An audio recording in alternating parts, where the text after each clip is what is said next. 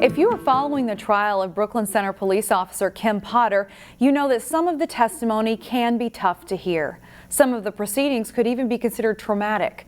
Reporter Sonia Goins found some perspective in a Brooklyn Center barbershop. The Kim Potter trial is all the buzz at Haircut City in Brooklyn Center. This black man's no different than I am, and he got pulled over and now he lost his life.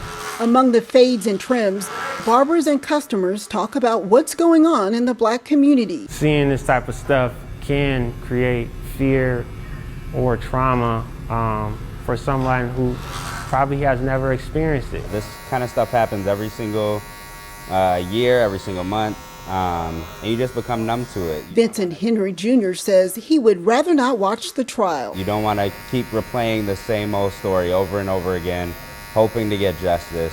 He says the Dante Wright killing is a reminder of how race can be the difference between life and death if you're a black man in America. You gotta worry about that to get stopped by the police and not know what kind of mindset they're gonna be in at the time. And their mindset can put your life in danger just because of the color of your skin. Like many other African American men, Henry Jr. says he's just tired. That can be exhausting to have to deal with that stress and trauma every second of your life. Meanwhile, both men hope former Brooklyn Center police officer Kim Potter is held accountable for her actions. I think that people in power and of authority should be held to a greater standard and understand that you're serving the people. In Brooklyn Center, Sonia Goins, CCX News. There are 4 candidates who filed to represent the East District on the Brooklyn Park City Council. The seat was vacated when Lisa Jacobson was sworn in as mayor. On the list are XP Lee, who has worked for the city of Brooklyn Park and been involved in committees, LaDawn Severin, a mother of 6 who says she's always wanted to be involved in politics, Abraham Baugh, the current chairman of the Organization of Liberians in Minnesota, and Benjamin Asimenem, who previously ran for the East District seat. Election date is February 8th, but absentee voting begins on the 27th. There's a concerted effort to interest younger people in serving on boards and commissions. It's called the Youth on Boards Initiative, and I learned more about it from Julie Richards with Brooklyn's Alliance for Youth. The Youth on Boards Initiative is for young people ages 14 to 24 to begin working with the Brooklyn Bridge Alliance for Youth in order to be trained and then ready to serve on decision-making tables. And those are tables that we find among our program partners. We have 9 of them: Hennepin County, the cities of Brooklyn Park and Brooklyn Center, our 4 local school districts, so Robbinsdale, Anoka, Hennepin, Osseo, and Brooklyn Center, and then the 2 community colleges. Within our 9 program partners, we have a number of decision-making tables, and we believe that young people should also partake in the decision-making and contribute to the decision-making that impacts their lives.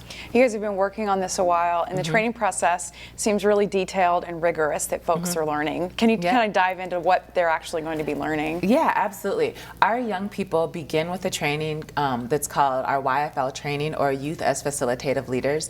This is a version of the TOPS facilitation method, technology of participation. We love this tool in our organization because we feel that the focused conversation and consensus building workshops really do lend themselves to inclusivity. And so our young people will begin with that, and then some general onboarding to the program as a whole. After that, they'll continue to meet monthly to learn skills such as networking, how to write about this experience for a portfolio, what are Robert's rules and how do we use parliamentary procedure, a variety of things that will support their board service, but even more importantly, their professional development and readiness for a career in the workplace. Why do you think those young voices are going to be so valuable on these boards and commissions? When boards and commissions and any decision-making table accurately reflects those people that they're making decisions for, the decisions tend to be more inclusive and more sustainable. And we know that many decision-making tables are filled with adults who want to genuinely act in the best interest of young people. However, young people also know what they need, and they know what their communities need, and with a little bit of training, same as adults, are able to really make clear-headed, thoughtful decisions. And we want to make sure there's space for that on different tables and commissions, boards, anywhere where decisions are being made. We just know that multi-generational leadership, inclusive leadership, diverse leadership really lends itself to sustainability. How can people get involved? If you know young people who are interested, we are always taking applications on our website, the Brooklyn Bridge Alliance for Youth.org. Also, we love referrals from our school partners, from our program partners.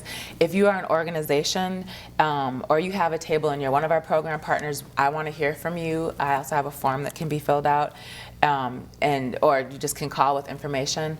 Also, we are thinking about some of the nonprofits in the area too, and if they're interested in having multi-generational leadership, we want to work with them as well. Anyone who's in the Brooklyns, essentially. It will be exciting to see just where this goes. Yeah. Julie Richards with Brooklyn's Alliance for Youth, thank you for being here. Thank you so much. Cocoa, Carols, and Crossings was the theme of a choral concert given at North Hennepin Community College this past week. It was the debut for Gary Rushman and as director of choir and voice instruction at North Hennepin. It was also the first time the chorus has performed in public in almost 2 years. We'll leave you now with a sampling of the concert.